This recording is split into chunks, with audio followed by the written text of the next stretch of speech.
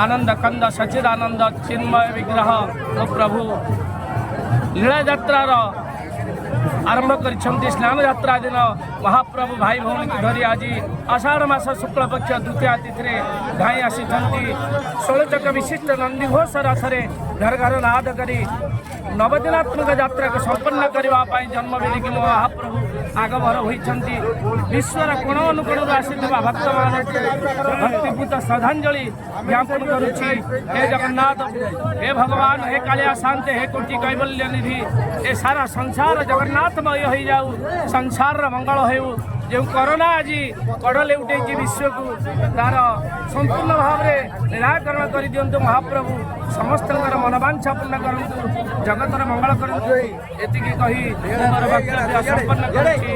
जय जगन्नाथ, जय जगन्नाथ, जय जय जगन्नाथ। विश्वर मंगल हो। बोल आनंद एक बार हरि बोला। जगन्नाथ स्वामी की, जगन्नाथ स्वामी की।